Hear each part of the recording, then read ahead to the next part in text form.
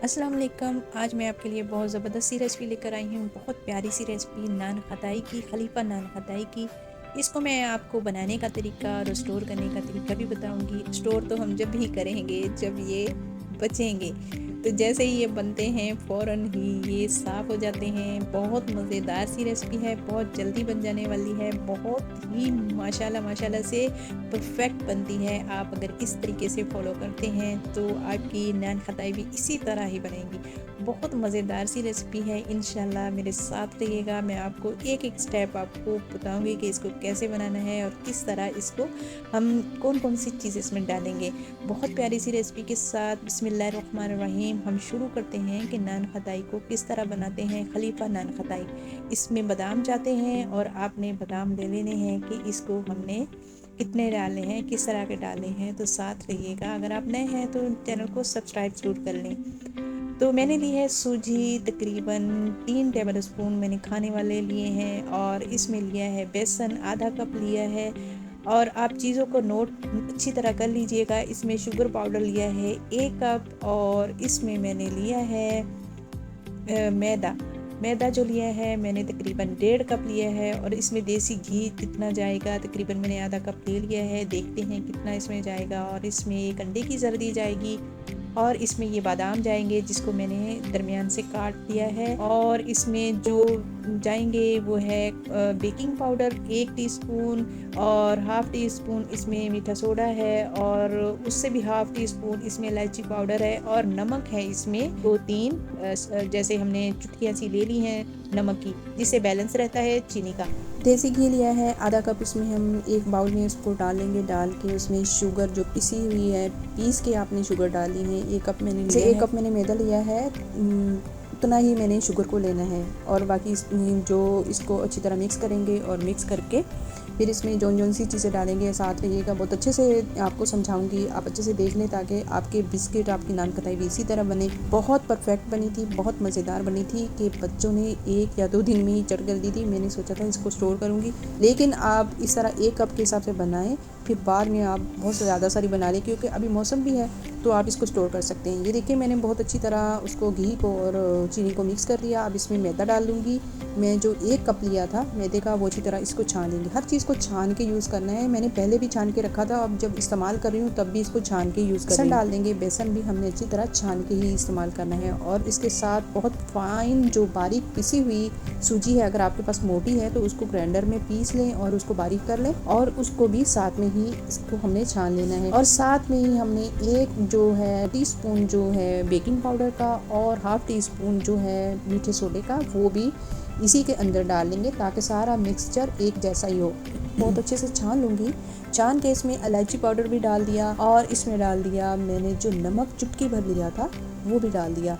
और इसको बहुत अच्छे से हाथों से मिक्स करेंगे। मिक्स करके सब चीज़ों को यकजान कर लेना है। इन चीज़ों का अगर हम एहतमाम करेंगे, जैसे मैंने पहले उसको उसमें डाला था ना जो चीज़ें सारी, अब इसमें मैं मज़ीद घी डालूँगी और डाल के बहुत अच्छे से इसकी डो बना लूँगी। ये देखिए मैं इसमें घी डाल रही हूँ। और कितना जाएगा इसके साथ ही मैं आपको बता रही हूँ कि आधा कप मैंने आपसे कहा था, उसके हिसाब से जितना जाएगा मैं आपको बता दूँगी कि इसमें घी कितना जाएगा। ये घी से इसकी डो तैयार होती है। और आप चाहे तो इसमें जो अंडे की सफ़ेदी है वो भी यूज़ कर सकते हैं, लेकिन मैं इसमें अंडा नहीं डालूँगी। इसमें मैंने फूड कलर थोड़ा सा डाल दिया है, हल्का सा, ताकि इसमें कलर आ जाए। येलो जो लेमन कलर होता है फूड का, वो मैंने डाला है इसमें ताकि बहुत प्यारा सा कलर आ जाए नान खताइयों का। और ये देखिए मैं इसको अच्छी तरह मिक्स कर रही हूँ। अच्छा, इस डो को हमने गूंदना नहीं है। जैसे हम अक्सर समोसों की डो है इस तरह की डो को गूंदते हैं, हमने इसको मिक्स करना है। ये देखिए मैं जैसे उंगलियों से अच्छी तरह मिक्स कर रही हूँ, आपने इसको मिक्स करना है, इसको गूंदना नहीं है। बहुत अच्छे से जब मिक्स हो जाएगा, यकजान हो जाएंगी सारी चीज़ें, आपको अंदाज़ा हो जाएगा कि नीचे से कोई चीज़ खुश्क ना रहे और अच्छी तरह मिक्स हो जाए, तो इसको आपने थोड़ी देर रख देना है। और फिर हमने इसमें कोई ऐसी आप चम्मच ले लें या कोई ऐसी चीज़ ले लें जिससे एक जैसे हमारे नान खताई बन के तैयार हों। ये देखें मैं सारे इसको बहुत नरम हाथ से बना रही हूँ इसके नान खताई। और इस तरह आप जिस शेप में चाहे बना सकते हैं। आप चाहे तो इसको चकोर बना सकते हैं, आप चाहे तो इसको ले लें जैसे हार्ट का होता है किसी भी चीज़ का, उससे कोई भी शेप दे लें। लेकिन मैं बहुत सिंपल तरीके से इसको बनाऊंगी, छोटे छोटे से पेड़े लेके। और ये देखिए मैंने बिल्कुल गोल बनाया है, गोल अच्छे लगते हैं। और भी आगे जाके मैं आपसे रेसिपी बिस्किट की शेयर करूँगी। जिनको हम शेप दे सकते हैं। ये आपने फासले फासले से रखने हैं। ये देखिए मैं थोड़े थोड़े फासले से रख रही हूँ, क्योंकि जब ये बेक होंगे और फिर इनको जगह भी चाहिए होती है थोड़ी सी बेक होने के लिए, और थोड़ी खुले खुले करके रखते हैं। और जो हमने जर्दी रखी थी अंडे की, वो आपने इसके ऊपर सब बिस्किट के ऊपर लगा देनी है किसी ब्रश से, तो जर्दी लगा देनी है। अगर आपको जर्दी नहीं पसंद अंडे की, तो आप इसके ऊपर दूध लगा सकते हैं। दूध से भी बहुत अच्छा कलर आ जाता है, लेकिन ख्याल रखना है कि आप वो दूध नीचे ना गिरने पाए। और ये देखिए अंडे की जर्दी लगा के, अब जो मैंने बादाम बीच में से कटिंग करके रखे थे, अब इसके ऊपर हल्के हल्के से हम दबा देंगे और ये होगी हमारी नान खटाई बनने के लिए तैयार।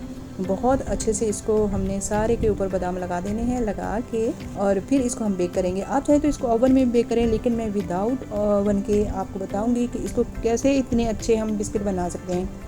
मेरी बहुत सारी ऐसी बहनें हैं वो कहती हैं बाजी हमारे पास ओवन नहीं है, हम उसको कैसे बनाएं। तो आज मैं आपको पतीले में बताऊंगी कि इसको कैसे रखना है। ये देखिए मैंने ट्रे को रखा। आप कोई भी आपके पास इस तरह का मोल्ड नहीं है, आपके पास सिल्वर के ढक्कन होंगे घर में, पतीलों के अक्सर ढक्कन होते हैं छोटे, जो पतीले में आ जाए उसके ऊपर रख के भी इसको बेक कर सकते हैं। मैंने पतीले में एक रैक रख लें, अगर आपके पास रैक नहीं है कोई प्लेट उल्टी करके रख दें, फिर उसके ऊपर आपने नान खताइयों वाली जो है आपने मोल्ड रखना है, ऊपर दिया है मैंने किचन का टॉवल, और पतीले के ऊपर ऐसे ढक दूंगी। और ये देखिए मैंने तकरीबन इसको 25 मिनट रखा है। 20 मिनट बाद मैंने देखा था तो उसका कलर अभी नहीं हुआ था, फिर मैंने 5 मिनट के लिए मज़ीद माशाल्लाह अल्हम्दुलिल्लाह। अब देखें इसका लुक ज़रा कि ये हमारे नान खताई बनके कैसे तैयार हुए हैं। देखिए थोड़ा थोड़ा आपने फासला रखना है, एक मैंने थोड़ा कम रखा फासला तो वो जुड़ गया। अब दूसरी प्लेट आ गई, ये मेरी थोड़ी भारी प्लेट है। इस तरह की भी जो है मोल्ड, इसमें भी आप रख के पका सकते हैं। अभी फ़िलहाल मैं इसको नहीं उतारूंगी, इसको 10-15 मिनट के लिए ऐसे ही रख दूंगी। ऊपर से कोई चीज़ ऐसे जाली वाली रख के ढक के रख दूंगी ताकि ये हो जाए। और ये हमारी दूसरी प्लेटर भी तैयार हो गया है नान खताइयों का। बहुत मज़ेदार बनी थी। मैंने सोचा था इसको स्टोर करके रखूँगी, लेकिन बच्चों ने बड़ों ने ऐसे खाई कि 2 दिन में ही ख़त्म हो गई। अभी सर्दियों का सीज़न है, आप बना के ढेर सारे रख लें और किसी एयर टाइट जार में रख लें। आप दोपहर में खाएँ, शाम में खाएँ, सुबह नाश्ते में खाएँ। अपने बच्चे जो खाना नहीं खाते उनको बना के दें, साफ़ सुथरे हेल्दी तरीके से अपने घर में अपने बच्चे बड़ों को सबको बना के दें। बहुत मज़ेदार सी ये रेसिपी है। उम्मीद करूँगी आपको बहुत ज़्यादा पसंद आएगी। तो बहुत सारा अपना ख्याल रखिएगा, दुआ में याद रखिएगा। अस्सलाम वालेकुम वरहमतुल्लाहि वबरकातुहू।